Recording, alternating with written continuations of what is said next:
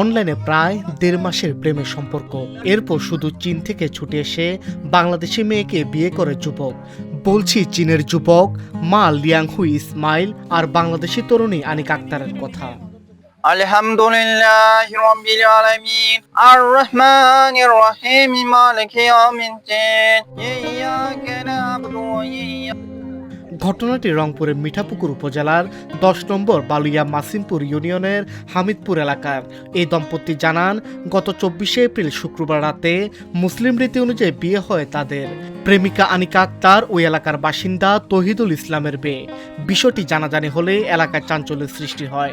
বর্তমানে ওই চীনা যুবক স্ত্রীর বাড়িতেই অবস্থান করছেন। তাদেরকে দেখতে প্রতিদিনই ভিড় করছেন দূর দূরান্ত থেকে আসা মানুষ। আনিকা আক্তার জানান, ১.৫ মাস আগে সামাজিক যোগাযোগ মাধ্যমে প্রথম পরিচয় হয় মা লিয়াংহুইয়ের। পরিচয়ের অল্প সময়ের মধ্যে তাদের দুজনের মধ্যে গভীর প্রেমের সম্পর্ক গড়ে ওঠে। সেই ভালোবাসার টানে হাজার মাইল পাড়ি দিয়ে বাংলাদেশে ছুটে আসেন এই যুবক। এমন প্রণয়ে খুশি এই দম্পতি।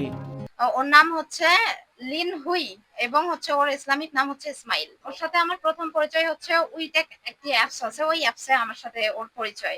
এরপর আমরা এসএমএস এ মানে টেক্সট মাধ্যমে কথা বলি এবং ট্রান্সলেট করে তার এসএমএস আমি বুঝি। যেহেতু রিস্ক নিয়ে আমাদের বাংলায় আসছে, সে যদি রিস্ক নিয়ে তার বাবা মা, সে তো তার বাবা মার একটি সন্তান, ছেলে সন্তান, তো সে যদি রিস্ক নিয়ে আমার কারণে বাংলায় আসতে পারে, তাহলে আমি কেন পারবো না।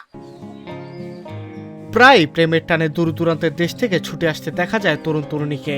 এই ঘটনাও তার ব্যতিক্রম নয়। এলাকাবাসীর প্রত্যাশা, যে ভালোবাসার জন্য শুধু চীন থেকে ছুটে আসলেন যুবক, সে ভালোবাসা যেন অটুট থাকে চিরকাল।